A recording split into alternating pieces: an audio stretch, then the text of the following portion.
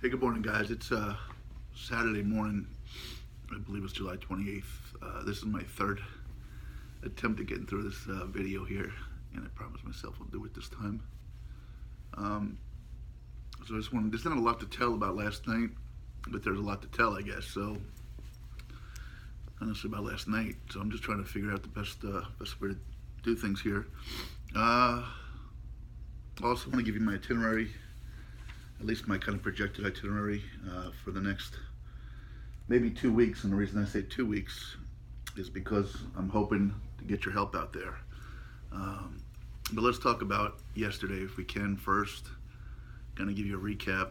Like I said, it was pretty uneventful to some degree. So I had a great night before meeting Pastor King and his wife Samantha. On that note, remember yesterday I was having trouble with the YouTube videos? I don't know how this works or not, but in my headline or my header, I put Pastor King, and it wouldn't take my video literally a dozen times. And then I changed the topic to Greg King and Samantha, Greg and Samantha King, and it took it.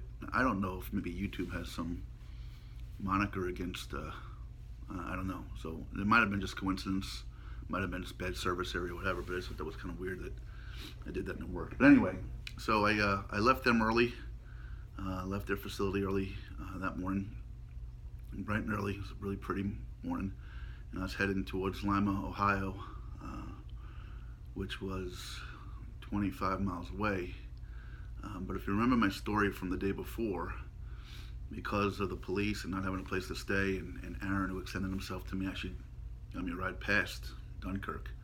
So I literally walked backwards like 13 miles to get to Pastor King's facility. And so when Earl had reached out to me, Earl was one of the gentlemen I met the night before with Aaron. I reached out and said, hey, you may be walking by my place today. I had to say, hey, you know what, I'm actually coming from the other direction. I won't be walking by your place, but I would love to have seen you. And I got to thinking, again, this journey is about the people I meet. And it is sort of, I was misguided a little bit when I left as to my expectation of how many people I meet during the walking part. Literally, I meet very, very few people. In fact, probably less than 5 in almost 3 weeks of doing this. During the walk, I really just walk from one destination to another. Now, what it does avail me of is walking into mini marts or a McDonald's if they're there and meeting some strangers that way. But as far as the walking part, I could ride a bike, I could hovercraft, I could take a helicopter and do the same exact thing. Walking isn't, accomplishing anything more or less than I would if I was doing any other means of transportation. So on that note, I had been contacted by a reporter in Lima, Ohio, that wanted to do an article on me. And of course, any publicity is good publicity for the journey. And but he needed to meet by a certain time, so I'd asked Earl, being I already walked from Ada back to Dunkirk, if he wouldn't mind getting me a ride from Dunkirk back to Ada. That would save me about those 12 miles. So he said, yeah. So after work, he got off and came and got me. I wanted to give him a few bucks for gas, and we stopped at a mini mart to get something to eat and drink. He treated me to that. So Earl, I'll be forever grateful. Thank you so much for that, man. You're a good man. One of the things I liked about Earl, as I was asking him, getting to learn about him a little bit, was he was talking about his family, and he's got his mom and his sister's quite a bit older, and they're close, but with a 13-year age gap, they're not super close. But I had to laugh because he just looked at me and goes, "I'm just a mama's boy. That's all there is to it." And again, I'm saying the journey is about pointing the thumb, and I admire people that acknowledge and own who they are. And not a lot of people would say I'm a mama's boy. A lot of alpha males wouldn't do that, but he just said, "Look, it's just what it is. I'm a mama's boy." He likes to hunt and fish, and he's a good guy, so I appreciate that. One of the things I found unique too is in Ohio, I have seen nothing but Ohio State Buckeye fans, and Earl is a Michigan State fan here in the middle of Ohio, so that takes some courage, so good for him. Anyway, so I made my trek down to Lima, and I talked about a couple things on the internet briefly yesterday. One was I was walking down Route 30, and I got a email from somebody that said God is always good, or God will always do something good, or something like that. I just happened to be walking by a church, So I figured, why not? Sometimes churches are empty. This one had a couple of cars in front.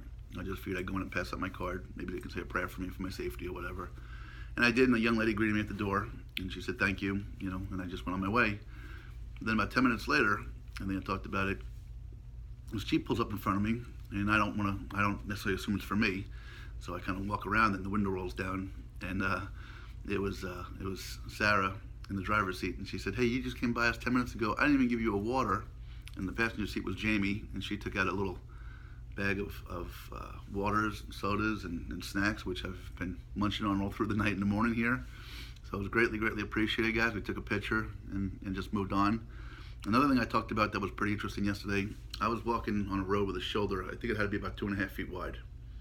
I think I measured it at one point, maybe 3. Well, between my shoulders and backpack, guess how wide I am? About 2.5, 3 feet wide. So I basically take up the whole shoulder. So you got one lane going in each direction.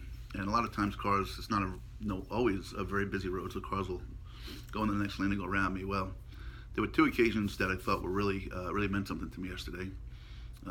We all seem to be going, somewhere, trying to get there faster than we need to, in a rush. And as I said, truck drivers all have appointments and deadlines, and probably nobody more in a rush than these guys. Well, on 2 occasions yesterday, I had a 18-wheel truck go by me at what had to be 5 miles an hour. And the reason they did was because traffic was coming the other way, so they couldn't go in the oncoming traffic. And they did it essentially to protect me. I'm sure that obviously they didn't want to hit somebody either, but they did it to protect me. And not everybody does that. So to those 2 trucks, I didn't get the name of the first one. The second one for CSI Logistics.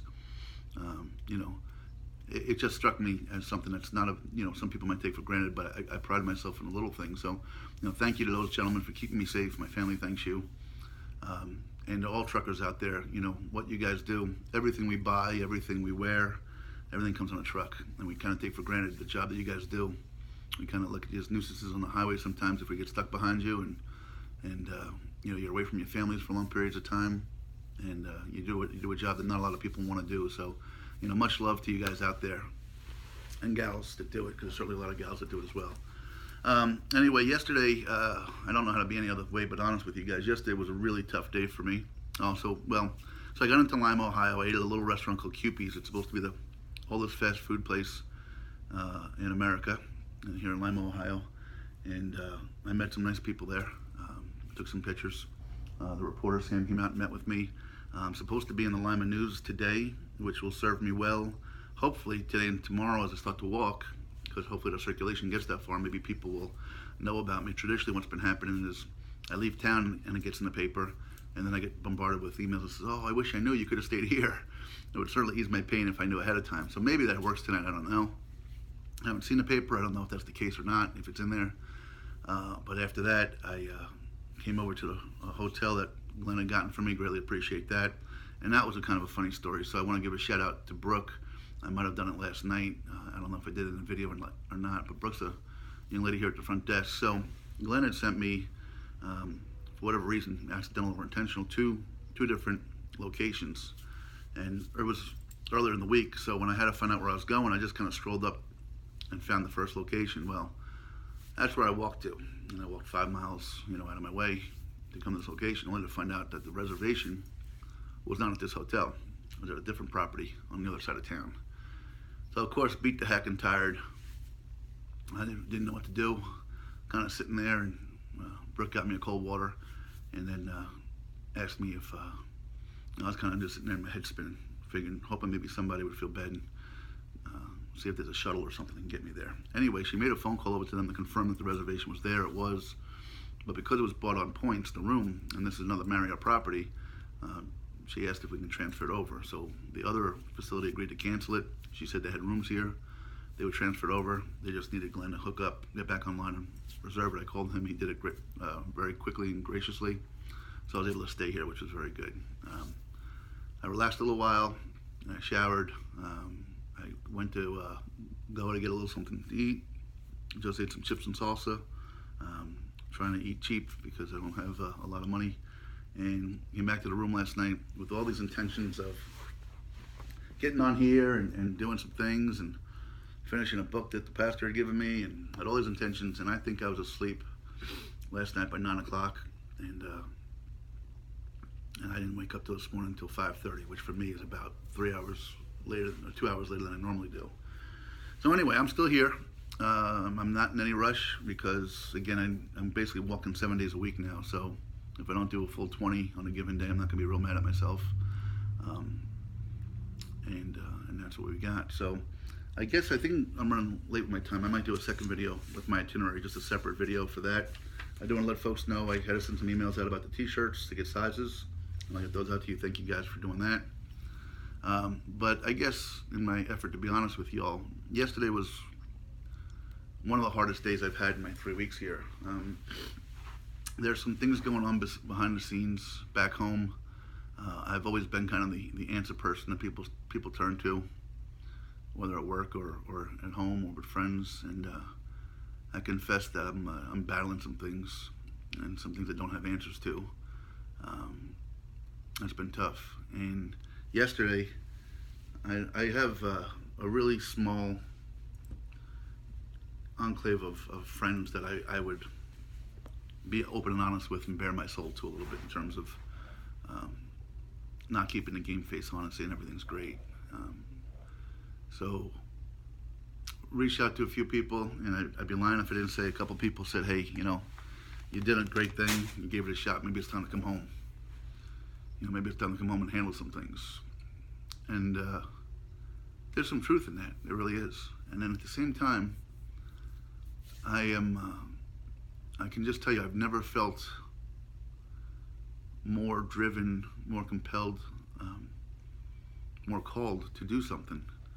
And, it's this roller coaster of emotions when you're out there walking in the middle of cornfields and you're wrestling with the fact, should I call it a day and thank everybody for following and move on, move back home? I miss my kids. I miss a lot of things. Miss my dog. Miss my friends. Or do I keep going? And then, just then, we get so many things a day, but one struck me yesterday in particular. Got an email from somebody that said, I just got a new promotion at work, and I was in a team building kind of session, and the question was, who's your favorite, superhero, DC or Marvel? And he said, I don't really know any of those things, but my hero is this guy Jim, and what he's doing and how courageous it is. And that's pretty deep, man. Anyway, so that kind of is really inspiring, And then, so I got up today and I did some business work downstairs. And I came up here trying to figure out my day and what I was going to do in the video today. And literally, as I'm doing my first two, this is version 3.0 this morning.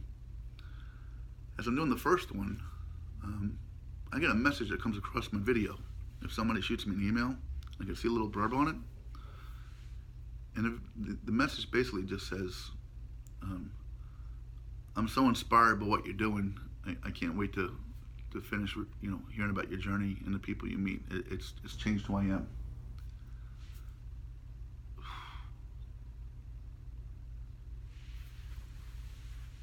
That's crazy, man. I'm just a dude, man. Just a guy walking across the country. So